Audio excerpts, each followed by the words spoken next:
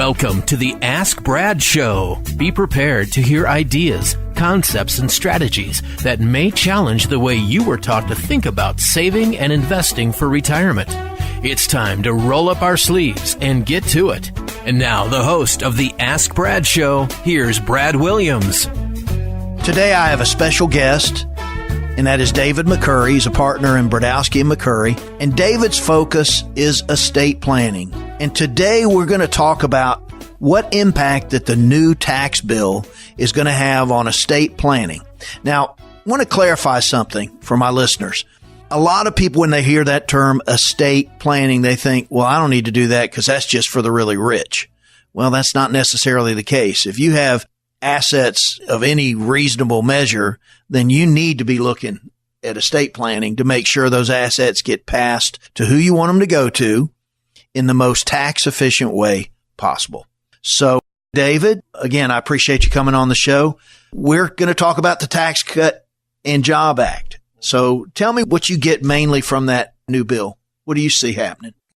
The main thing, with the Tax Cuts and Jobs Act, at least as it relates to estate planning, the big change was it doubled the estate gift and generation skipping tax to $11.2 million, meaning that if you have more than $11.2 million, there's going to be a potential tax, for a transfer that occurs during life or upon death. Previously, this exemption amount was $5.6 million. So it doubled it from $5.6 million to $11.2 million. So there's a lot less estates now that are going to have a potential tax problem. And that's really quite an improvement because, when you think about illiquid things like family farms and businesses that may be asset rich but cash poor, and then they end up having problems when an owner dies that hasn't done an estate plan that causes a liquidity crisis. And so what I'm hearing from you is that with the new changes in the estate tax, there's going to be a lot less instances of that happening. Certainly. Yeah, there's going to be a lot less businesses or family farms that have to be sold now with this change. Now, there is a catch. The catch is you have to die, of course, from an estate tax perspective to have this law apply to you. And this law is set to sunset December 31st of 2025. So from a planning standpoint, if you have an estate that has a potential tax problem, one thing that you could consider doing if you plan on living past 2025 is plan to gift assets during that time period or prior to Congress changing the law to take advantage of the law while it's in effect. And, David, as I meet with clients, and I've been doing this over 30 years, one of the biggest misunderstandings about gifting is the whole process. Why don't you just, in a quick synopsis, explain to my audience what you mean when you say gifting? Gifting is, while you're alive, transferring title of ownership of assets to another person. And that other person could be children, grandchildren, spouses. It could also be trusts or LLCs or corporations that are not owned by the person making the transfer. All right. That's good. And another question that often comes up is I hear the term gift tax, and clarify who pays that. The gift tax is actually paid by the person making the gift, called the donor. It's not paid by the person that's receiving the gift or the donee. So whoever's making the gift has the responsibility of paying any gift taxes associated with that gift. I appreciate you clarifying that because that is a question I get oftentimes when I tell people that. They look at me funny like, wait a minute, I'm getting the money, but he's having to pay the tax or she's having to pay. And that's just the way it is. I would like to make an offer to all our listeners now. I've got a key financial data, which is basically a tax cheat sheet for many aspects of this new tax bill that a lot of my clients have found very helpful. And I'd be happy to get that to you. No cost, no obligation. If you'll just call 844-343-6048, we can either get that emailed out to you as a digital copy or a hard copy. If you'd like, we've got a real nice laminated copy. But that's no cost, no obligation. 844-343-6048. All right, David, let's get back to it and tell me what opportunities people have in this new tax bill that they didn't have before.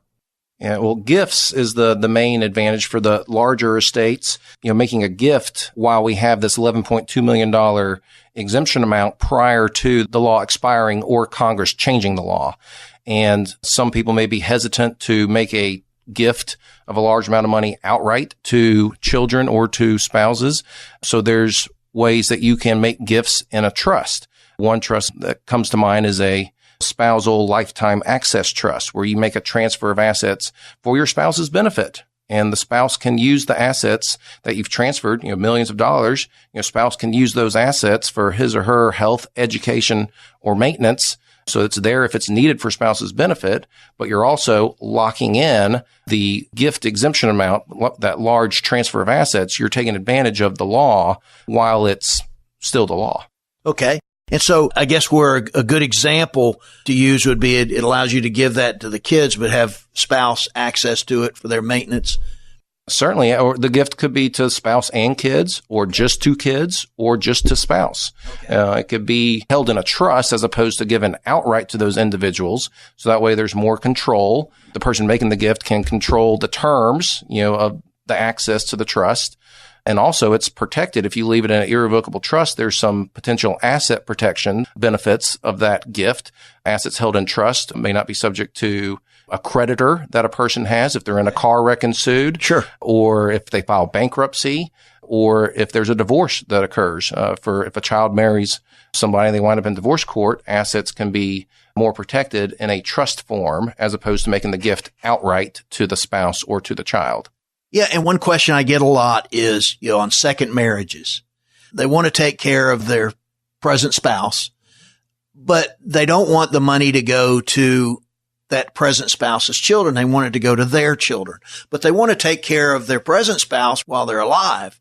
And so tell me how that applies. Tell our audience how that applies. Certainly. This is another good use of an irrevocable trust where, if let's just say husband wants to take care of wife if he passes away first, and a lot of times he'll leave assets in an irrevocable trust, that wife can use the assets for the rest of her life for her health, education, or maintenance of her lifestyle.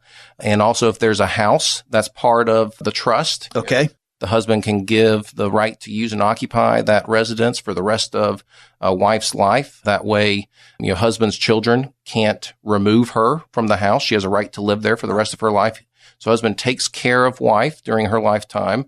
But upon her death, if it's an irrevocable trust that husband has created for wife, then he can set it up so that the beneficiaries cannot be changed by wife after her death.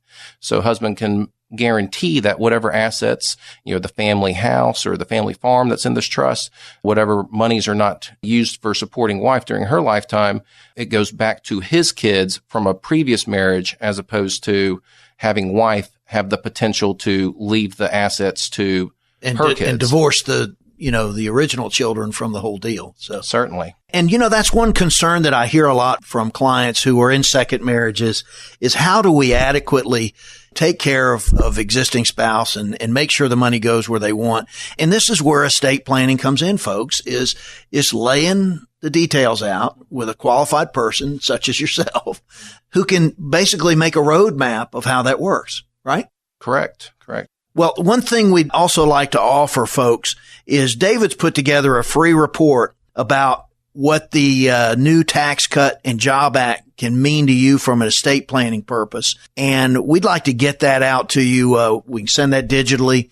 If you just call in 844-343-6048. I think you'll find this report very helpful. And again, no cost, no obligation. Just call 844-343-6048, or you can email me at brad@askbradwilliams.com. That's brad@askbradwilliams.com, and we'll get that report right out to you. At Brad Williams Financial Services, we believe in innovative thinking, and we're not afraid to challenge conventional methods in our approach to managing, investing, and preserving wealth. To learn more about Brad Williams Financial Services or to set up a complimentary review, call 844-343-6048. That's 844-343-6048. This is Brad Williams, and I have been privileged to have been an instructor over the last 12 years or so at the Osher Lifelong Learning Institute at the University of Alabama in Huntsville. They have some great course offerings. I'm currently teaching a course that I've written and taught for many years, Changing Face of Retirement in the 21st Century. But that's not all of the courses there. You can learn languages. You can learn hobbies, travel. There are so many things that you can get out of these courses they offer at the Osher Lifelong Learning Institute. So check it out today and come keep your brain working. For more information on the Osher Lifelong Learning Institute, call 256-824-6183. That's 256-824-6183. Or email olli.info@uah.edu. The Osher Lifelong Learning Institute. Come keep your brain working. All right, David, we were talking before we started about some changes that have been made in the powers of attorney.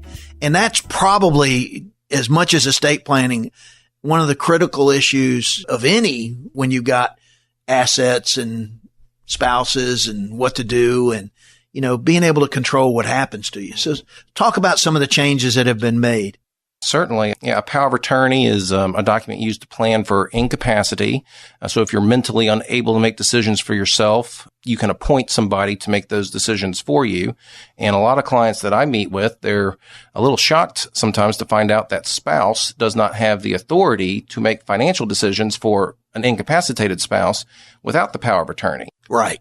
And so there was a new law that was passed in Alabama. It's called the Alabama Uniform Power of Attorney Act. It became effective in January 1 of 2012.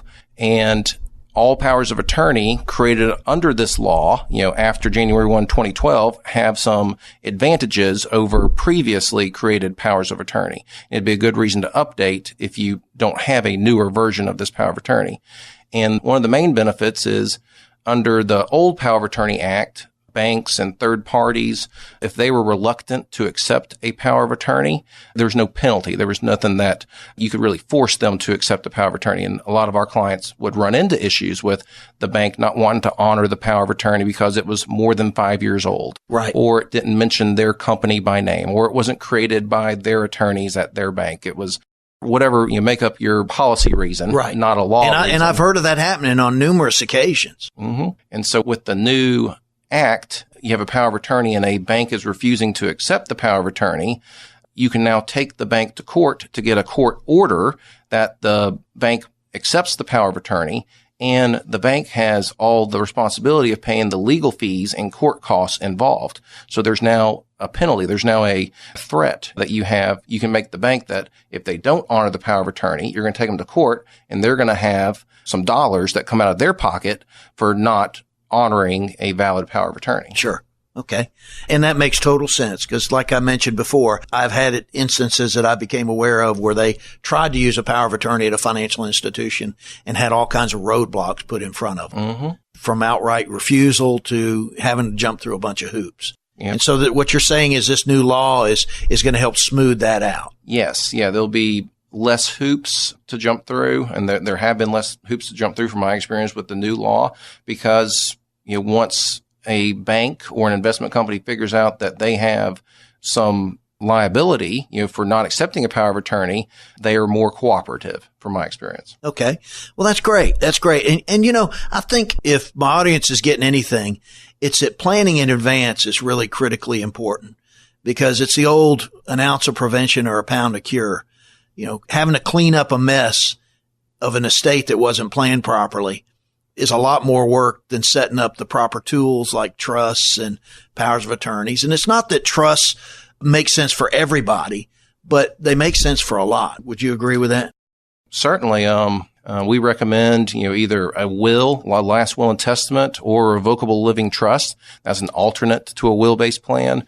But those are the two foundational ways that you can create an estate plan around. And wills make more sense for some clients, and revocable living trusts make more sense for other clients. But certainly having one or the other is highly recommended from my perspective. It's much better than having no plan at all. Right. Because if you die without a will, you don't have a plan of your own. you have the default plan that the state of Alabama creates for people that die without a will or without a trust. And a lot of times the default law of Alabama is not what most people would want for their plan. Exactly. And, the key is, like I said, I've been doing this over 30 years. What's critical for me to help my clients is making sure I have a network of individuals, because I don't care how good you are. You don't know all the answers. As much as I study and go to classes all the time, I know when it comes to estate planning, I need to come to somebody like you, because you can give me the right answers. I'm not guessing. And same thing with accounting. And, having a team approach is what I find is most beneficial, so that you have resources available, because things are very complex today, aren't they? Certainly. The team approach to estate planning is very much what I believe in as well. It's having a good attorney, a good financial advisor, like Brad, a good accountant. You really need all three of those roles to be working together, because it can become very complicated. And there's a lot of different laws out there. The laws are changing every year, it seems like, and you got to stay on top of it. And a lot of times you're working with an experienced person that has, helped in estate planning matters. Previously, they have a lot of invaluable experience that you just can't gather on your own from, researching it on your own. Yeah. And I know from my experience, when we're working with joint clients, it's so beneficial for me to be able to call you and say, hey, this is what I'm thinking about proposing to this particular client. Does that conflict with your estate plan, or does that mold with it? And it's very important, because oftentimes if you're not careful, you can be working at cross purposes from each other. Would you agree with that? Certainly. Yeah, because a lot of estate planning is making sure your ownership of assets, your beneficiary designations on your IRAs and your investments, right, with assets that Brad helps manage, they have to work with your last will and testament. They have to be coordinated to work with your trust or your will. Otherwise, the plan fails. And so you got to make sure that everything is working together. Exactly. And, a lot of people will go online and they'll create a trust at one of the online tools. And some of the key factors that are important is, if you're going to create a trust, making sure the assets are transferred to the trust. Otherwise, it's just a piece of paper. Exactly. And that's why it's so critical to have the right people helping in those aspects, to make sure that all that work you do to create an estate plan is not for naught because you didn't do the couple of things right. Certainly, yeah. Once you create a trust, you need to make sure you deed your house to the trust. Otherwise, the house is not going to be controlled by the trust. And changing bank accounts be owned by the trust. Changing beneficiary designations to a trust. I see that missed a lot of times in estate plans.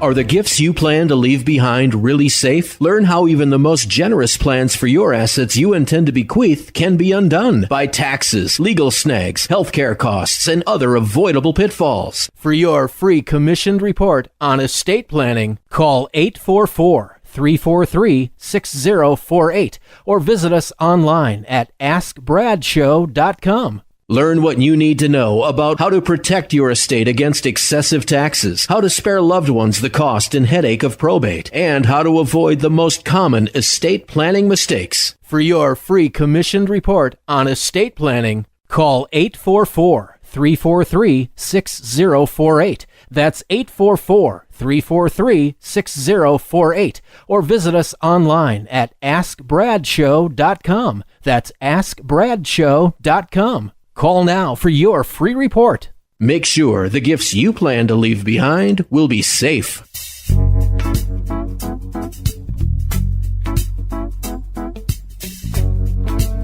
David, I know we talked about wills and trusts and how to use the new estate tax limits in that and the powers of attorneys.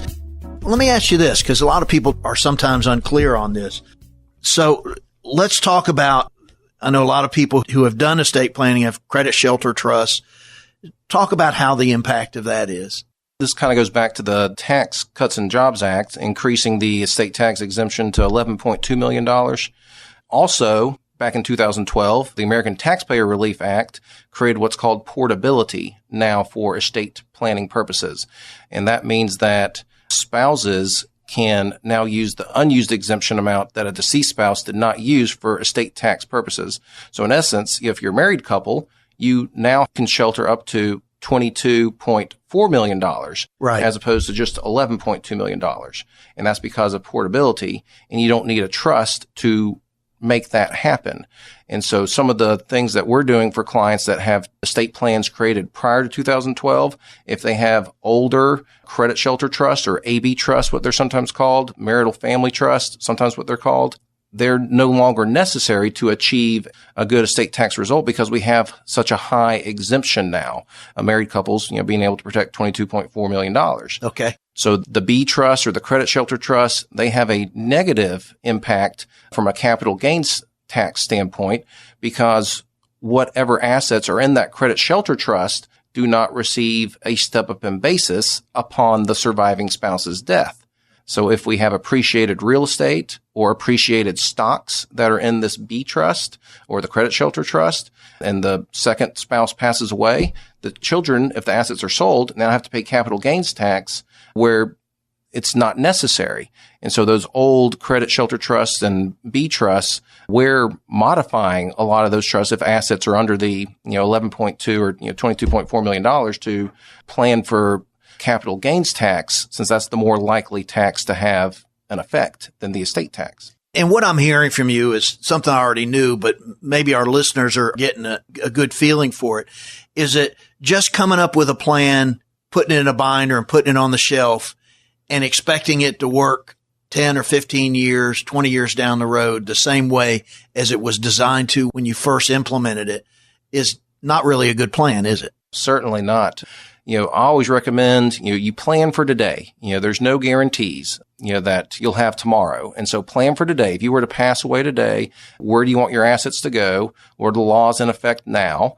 And if you're alive 5 years, 10 years, 20 years on down the road, guess what you can do to your estate plan? You can always update it. You can always change it. So I always recommend you plan for today. And then as things change, whether they're the laws changing, whether they're your assets changing, whether they're your relationships with your family, they're changing. As those things change, then just plan to update your estate plan when those changes occur. That's the proper way to think about estate planning. All right. It's interesting. When I was originally sitting down with you, I was planning on spending about 14 to 16 minutes on this of the 30-minute show. But I think there's so much information here that the listeners will benefit from that we'll just forego my part of the show. Okay, great. And keep going. And, the key is like I said, you don't know everything. I don't know everything about estate planning, so I need to have access to a estate planning attorney. And the same thing when it comes with taxes. But it's all got to be integrated together it's just like a car engine. Everything's got to be in tune. Right. And I don't know investment strategies like Brad does, and I don't file tax returns like accountants do. Right. So you need the whole team working well together. Again, it's the old an ounce of prevention, a pound of cure. The more you do now, the less you have to do down the road. And I think probably one of the biggest concerns I hear that I've mentioned is when you're dealing with second marriages and combined families, and why planning in that aspect is so important, because if you don't do a good job of planning, you could create family tensions and issues and strife that really wasn't there before, simply because things are ambiguous. Would you agree with that? Certainly. And there's kind of a saying in life, seems to be especially true in estate planning. I always like to mention, money makes people funny. Seems to be especially true. That's a good way to put it, David. In estate planning. And for planning with blended families, especially when there's not strong relationships between the step parent and the step children, then that's where it's really important to make sure you have a good plan. Because if a blended family comes in to see me and they say they want to do what we call I love you wills, first spouse dies, they leave all assets to the surviving spouse. And then after the surviving spouse dies, then assets flow down to the kids, which are all the kids, children and stepchildren. Right. Well, if the first spouse dies, what can the surviving spouse do if they have a will for their estate plan? Well, they can change it. They can always change the will.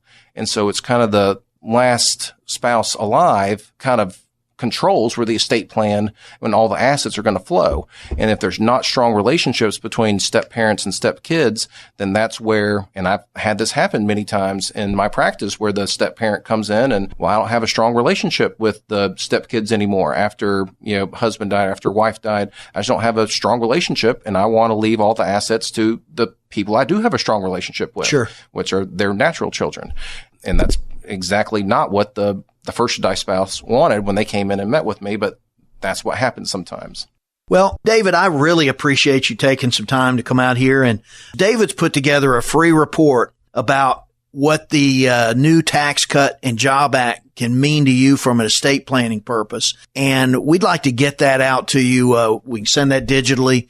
If you had any additional questions for David, you can give us a call at 844-343-6048. And we'll put you in touch with David and get those questions answered. If you want the tax cheat sheet, we'll be happy to email or mail that to you, whichever your preference is, at 844-343-6048, or an email at brad@askbradwilliams.com. If you like the information in this show and maybe like to review it, it'll soon be up on our askbradshow.com website under the estate planning, and you'll be able to listen to that anytime you want. But I always appreciate it. Was this the third time you've been on my show, I think? I think so. And we always get calls because of topics you covered, and we really appreciate that. So again, David, I want to thank you for coming and hope you have a great week. Thanks for having me, Brad.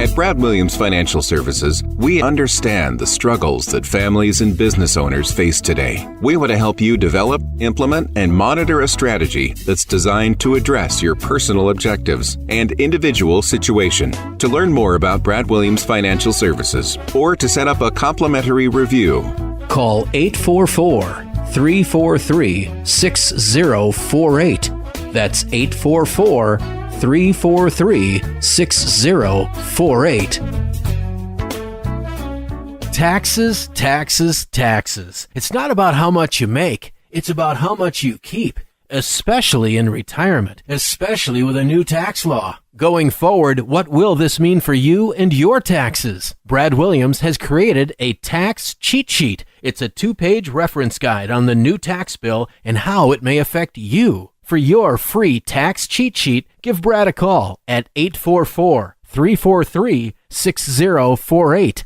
That's 844-343-6048. Or visit AskBradShow.com. That's AskBradShow.com. Is your retirement plan on course? Do you even know? A good advisor is like a financial GPS because your retirement is like an airplane. It's subject to the tailwinds of economic change, the headwinds of market corrections, the turbulence of volatility, and the fuel risk of outliving your money. Most people don't realize the plane they are on is off course most of the journey, but the GPS senses this and makes the small course corrections needed before they become major navigation failures. This is what I help my clients with. Hi, my name is Brad Williams of Brad Williams Financial Services. I am my client's financial GPS that helps keep their retirement plane on course so they make it to their destination with fuel to spare. If you would like to find out what having a financial GPS is all about, call me to schedule a free 1-hour consultation to see if you are on course. Call 844-343-6048.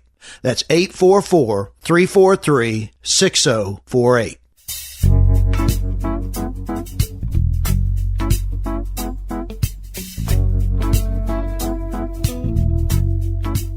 Good morning. What is the number one cause of bankruptcy for those who are 65 and over in the United States today? Here's a clue. It's not living too long with the amount you've saved. A lot of you probably know that. You hear it a lot. Many probably don't. You might think it's outliving your money because you hadn't saved enough, things like that. But there was a recent article in Forbes magazine, and it showed that medical debt is the number one source of personal bankruptcy filing in the United States. And people who are 65 and older now make up roughly 8% of bankruptcy filers. And that's up from 2008. Now, the author attributes the increase to a few factors. And for one, he said the recession of 2008 hit the over 65 demographic pretty hard. Now, we all remember what that was like, and it did. It hit a lot of people really hard. A lot of people had to go back to work because they saw a substantial drop in their assets. But those who were receiving medical care, were hit pretty hard as well. In some states can garnish your disposable net monthly income. I think one of the key things that's important to consider is with the fact that most wives outlive their husbands. And in many cases, not all cases, because I've been in practice for over 30 years, I see varying degrees of change in that. But for the most part, the men oversee the family's finances, their investments. They were primarily the larger wage earner. Again, not in all cases, but in most, at least in my experience. So what happens, a lack of financial literacy in the spouse that's not involved can lead many women who are survivors, or even men if the woman was handling the finances, into bankruptcy court. Now, today, we're going to talk about what that is, okay? Now, we said medical debt. What I'm really talking about is long-term care issues. Everybody's heard all the talk about long-term care. It's a buzzword. And, I could sit here and reel off all kinds of boring statistics. You probably get, especially if somebody's trying to sell you a long-term care policy. When this is talked about, people always throw out the numbers. But what I told you when we opened the show is that I was going to show you some solutions. And I'm going to keep that promise. And I'm going to show you how to prepare for this threat and why it's a threat to your money and your family. Because in reality, think about it. Long-term care is not just a threat to your pocketbook. It's a threat to your whole family, their well-being and quality of life. Because when you are needing constant care, it not only affects your wife, it affects your children and everyone close to you. I mean, look, folks, you know the story. Most of the people listening to this show are not children. They've experienced family, friends, maybe church members who have had long-term care experience, whether it's an accident or whether a stroke or some other health issue that is debilitating, and it requires them to need help with what are called activities of daily living. And when you're talking about long-term care, you got to have at least a cursory understanding of what that is. And how that is judged is there are 6 basic activities of daily living: bathing, dressing, eating, toileting, continence, and transferring. Okay. Bathing, you need help bathing. It's not that maybe you can't do it yourself, but you may need help doing it. Same with toileting. Transferring, you need some kind of help. Even with eating, it's not that you need somebody to feed you. It's maybe you can't prepare it for yourself anymore. But these are the basics. And so we've all experienced that. We've seen it. I know I have. Of my grandparents on my mother's side, of course, my grandfather died when my mother was about 2, so I never knew him. But my grandmother lived to 99 3/4. And the last really 12 years of her life, she was cared for she had 10 children. And so 2 or 3 of them, my mother included, spent time taking care of her. My grandparents on my father's side, my grandmother had Alzheimer's. That lasted about 7 years. 2 of them weren't too bad, but the last 5 were pretty tough. And at that point, my grandfather needed care because his diabetes had caused him to lose a leg, and then the other one as well. And so he was wheelchair bound. So, that was a family issue. The family took care of it. And, things are different for most people today. And the reason is that family support network just isn't there for most people. We've got 2 income earners that are working. Oftentimes you've got what they call the sandwich generation where, they're caring for parents and for grandchildren. So there's a lot of issues there. So the question then comes back to, as I told you I was going to help you with, is show you some real solutions to this problem. And when we come back, I'm going to do just that. So we're going to talk about some real solutions.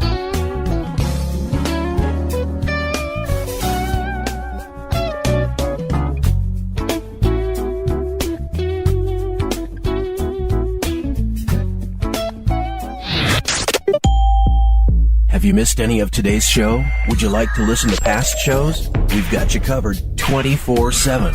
Visit AskBradShow.com. That's AskBradShow.com. Welcome back. We've been talking about long-term care. I mentioned my personal family experience with it. I know everyone out there in my listening audience has had some experience with it, directly or indirectly. So it's there. The main thing to remember is it is a real and substantial threat to your finances, to your life, to your well-being, to your family's well-being and their happiness. So you got to admit it. And that's the first step. You know, they say that admitting you have an issue is the first step to fixing it. Well, we all have the issue. And one thing about my career, I've been blessed with 31 plus years in the industry. And when I first got in, I primarily was mom and pop life insurance, kitchen table type meetings. And as I graduated, helping business owners with some of their planning and investments. Due to some family issues that I mentioned earlier, I realized long-term care was an issue and had an opportunity to work for a group that's all they did. And so for a while, that's what I specialized in, is designing long-term care plans for people. And it really opened my eyes to many different things. But one of the big things I saw was that oftentimes you'd have someone want you to come talk to them about that. And there'd be one spouse that would just not admit that there was an issue there. Now, the answer is not necessarily long-term care insurance, but the first step to finding the answer is understanding you got a problem. And the problem is, unless you're mega wealthy, that you may run out of money taking care of one of you in retirement if you've got long-term care issues. Because like I said, when the rubber meets the road, it's not whether you have long-term care insurance. It's if you have a long-term care issue, how are you going to pay for it? That's key. How are you going to pay for it? We're going to get into, as I mentioned, I promised you solutions. Believe me, folks, I'm getting to them. You know, the first thing would be to self-insure. That's the first solution to the problem. Now, the key there is, do you have enough assets to self-insure? Fortunately, some do. In my practice, as we address that issue, you know, part of my process is going through Social Security, making sure that's maximized, looking at health care issues, you know, income and retirement, investment planning and allocation, all that. But oftentimes, as you're going through that discovery process, you find out, well, they pretty much can take care of that threat themselves. And so that's good. They're in a good position.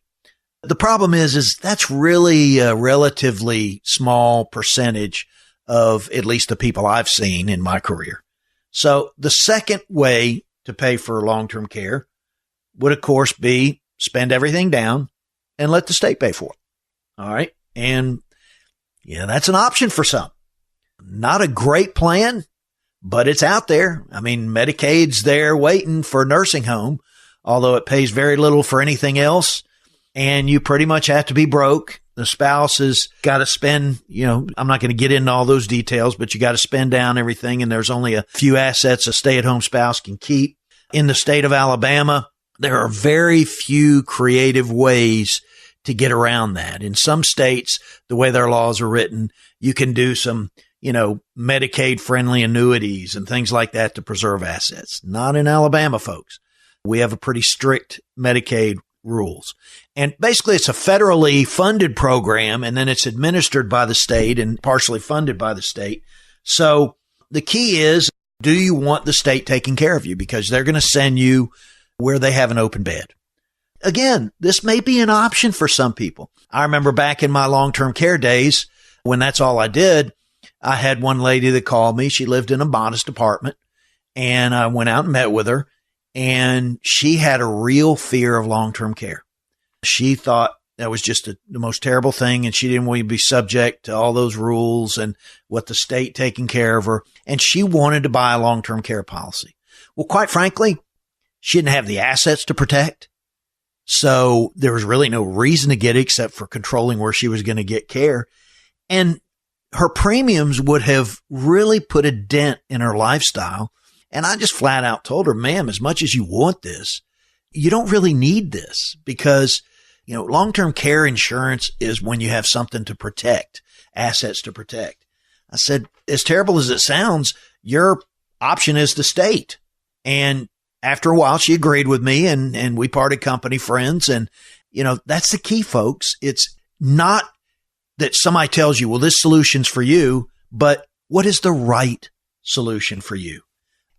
Folks, appreciate you listening to my show. I'll have to say the results we got, the calls we got, and the inquiries from our beneficiary directory show were overwhelming.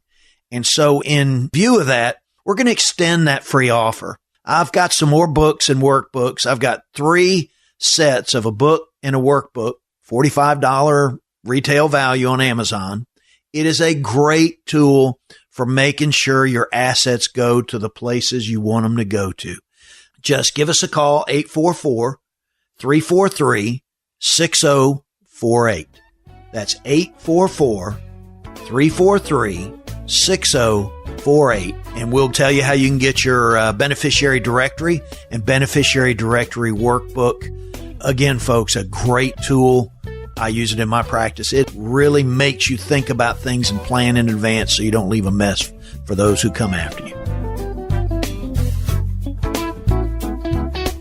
Thanks for listening to our show today. In retirement, you only get one chance to get it right, and we know that proper information leads to informed decisions. And that's why we hold free informational workshops in our area every month. Topics like Social Security, RMDs, the latest retirement tax strategies, IRAs, estate planning, and so much more. For dates and times of the next free workshop in your area, call 844-343-6048. That's 844-343-6048.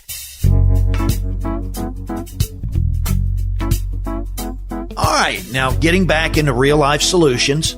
We talked about self-funding. That works for some. Having the state do it if you really don't have any assets to protect. Some people, their only primary asset is the equity in their home. And believe it or not, a reverse mortgage can be a good solution. Now, you're going to hear all kinds of things, pro and con, about reverse mortgages. And like I say about many things, beware people who automatically put down a particular financial product because it's out there because there's a niche for it. There's a need for it. And reverse mortgages can be a real lifesaver for some. They may not fit you. Probably the bulk of people, they don't fit. But those that they do fit, they are a lifesaver. And that could be the way that you're able to stay at home by tapping into your equity. The regulations have changed on that. And, there's some good things that have happened in that market. So just think about that. That's a possible solution. Now, getting into what is considered the traditional long-term care insurance world. For many years, that was the go-to. That was the starting place, and that's where most people ended up. And the way a traditional long-term care insurance plan works is it's kind of like renter's insurance. You pay premiums, you have protection as long as you pay the premiums. You continue to pay premiums for life. And if you go on claim, in most cases, you don't pay premiums.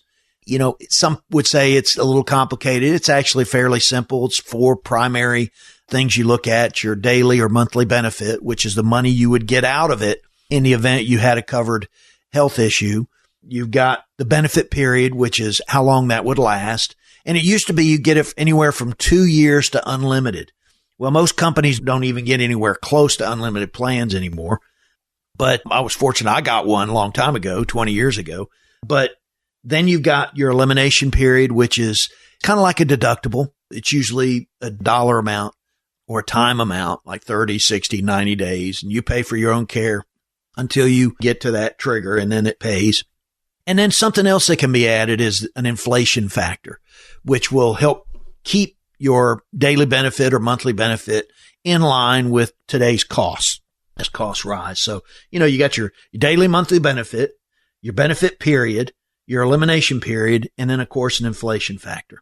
Now, let me tell you what's changed about that. A lot, folks, a lot.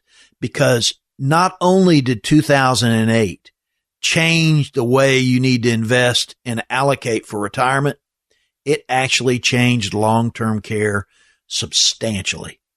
Because when interest rates came down, when the Federal Reserve took us down from an average of 4.5% for the 10-year Treasury, which is what a lot of insurance companies and banks for that matter base their product offerings because of what they can invest in treasuries and how that affects the bond markets. And, insurance companies are financial intermediaries. They take your money in premiums, they invest them, they make money on the difference. And oftentimes, even with a slightly unprofitable product, insurance companies can make money on the premium flow. Well, the problem is that I think it got as low as 1.39. I think it was in 2012. I don't have my charts in front of me, but you cannot make money as an insurance company when 10-year treasury rates are that low.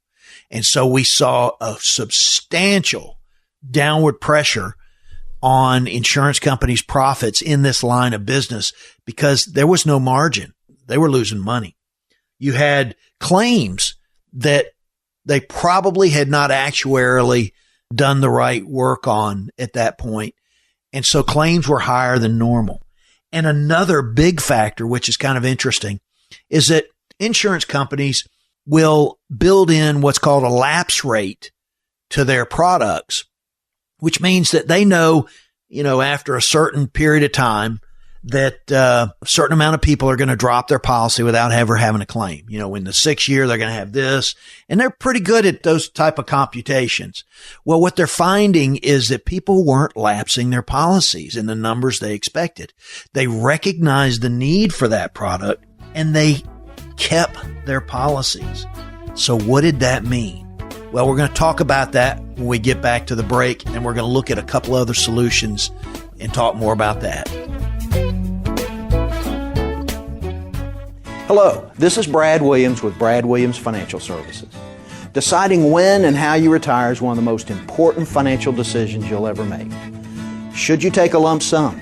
Do you have to pay tax on this money? How do you invest the distribution proceeds to make sure you don't outlive your income? With such an overwhelming number of investment options, one of the most important decisions you can make is to seek the advice of an advisor. For this important partnership, you need a highly trained and experienced professional who sees your total financial picture.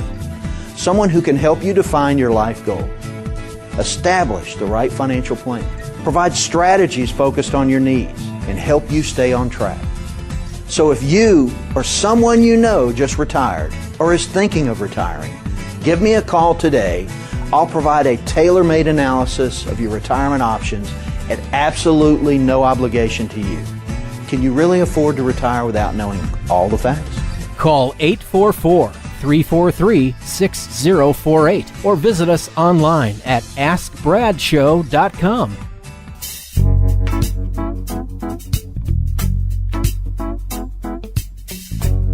All right, as we come back, we were talking about traditional long-term care insurance, and I was talking about how 2008 changed the industry. And some of the substantial ways it did, of course, was, interest rates changed, and that really impacted the insurance company's profitability. And then, of course, claims and lapse ratios impacted them even more on top of that. And what we saw was an exit from the industry of a lot of companies that were offering long-term care. Big names just decided they weren't going to write them anymore. Now, that doesn't mean they walked away from their book of business. They're still managing their books of business, but they're not writing any new policies. And that's big because in the past, what they had always done is when they needed to raise premiums, they typically passed it on to the new policy. So they issued one, and then if they saw they needed to raise rates, they'd issue it in another. And they couldn't do that anymore because they have no new books. So the amount of companies left in that industry are very limited in number, and it is very tough getting insured because they only want the best to make up for all their past negative experiences. So traditional long-term care insurance may be a solution for you. Only a professional who can go through all those details like myself can help you, but that's a big issue. So insurance companies, they're always looking at how to enhance what they offer, just like car companies or anybody else. And so they started looking, okay, what about asset-based care? And what I mean by that is using a lump sum, what I call when people have lazy money that's not doing much for them. And give you a good example. I had a lady come in years ago, which really opened my eyes to this. And she had $150,000 in a CD. and that was her long-term care fund. And if she didn't use it, the money was already designated on a payable on death to her daughters. And boom, if she needed it, it was there. If she didn't, it got passed on. Well, what I showed her is how to magnify and leverage that with an asset-based care. And she liked that idea because she got a lot more long-term care out of it. And she got some other benefits. So with an asset-based care, what you do is you basically pledge your money in an annuity, or could be a life insurance policy where you're leveraging that lump sum to get you either quite a bit of additional long-term care benefit or long-term care benefit. And in addition to that, some life insurance. So no matter what happens to you, if you die, you get a big payment, tax-free. If you live, you have the long-term care if you need it. And if you want, you can cash it out at some point in the future and take your gains out of it and do something else with it. So it gives you flexibility and it gives you other options. Another one that's really becoming more popular is the life insurance only type based, where you've got a life insurance policy that has a percentage of your long-term care benefit. The percentage of the death benefit, I should say, is your long-term care benefit. Some of them combine life insurance and annuities. And I know that all that sounds complicated, but if you know what you're doing, you know when they apply. And the one thing that a lot of people like about that option is that you can use qualified money. That is money in an IRA or a 401k, and leverage that because, a lot of people have most of their assets in retirement plans. They don't have it just sitting in the bank. So some of these other alternatives really didn't help them because they had limited places to get their money. And the asset-based care that allows qualified money is a very viable solution to the long-term care problem. So as we're winding down, let me kind of close out with a few thoughts. Your long-term care is a threat. It's an issue, folks. You got to address it one way or another. Even if you look at it, realize, hey, these are the numbers, I'll live with it. Okay, you've at least looked at it, but you got to at least look at it. I also would suggest another thing is oftentimes people go to the insurance agent or whatever and ask for help. When my clients come in and they're talking about trusts, and I don't try to practice law, but I give them some cursory knowledge of trusts and how they might apply to their situation, since I typically either refer them to a lawyer or tell them, go talk to him, but he's probably going to tell you don't need one, is if you're going to talk to an attorney about a trust, don't go to a jack of all trades attorney. Go to one that specializes in estate planning and trusts, because they know all the nuances and they know the issues that can be faced with that. And that's important. Well, the same thing is true when you're doing your long-term care planning. Don't just necessarily go the guy that does your home, your boats, your cars to have him do that planning where he's got to search for the application in his office. Go to somebody who understands the details of these type of products. Whether you call me or not is irrelevant. If you got the problem, you need to solve it. And that's the important thing, is solving the problem. And that's why I look at my place here on the radio. Yeah, I do get some clients from my radio show, but I like to give back to the community, give them information. Whether you ever call me or not is not important. It's that you listen to what I say and you implement these things, or at least explore them to find out whether they apply to you or not. So I guess the gist of what I'm saying in this last segment is, like they tell you on TV, don't try this at home, folks. These are trained professionals. So as I close out the show, again, I want to thank everyone for listening. I really appreciate the responses we're getting. And as I mentioned before on our beneficiary directory plan, I'm putting 3 up again because we had such a response when we did that show, that if you're the first 3 callers at 844-343-6048, that's 844-343-6048. We'll tell you how you can get it. Have a great week and talk to you soon. That's all the time we have for today. To learn more about Brad Williams Financial Services, or to set up a complimentary review, call 844-343-6048. That's 844 888-343-6048. Investment advisory services offered through Sound Income Strategies, LLC, an SEC-registered investment advisory firm. Brad Williams Financial Services and Sound Income Strategies, LLC are not associated entities.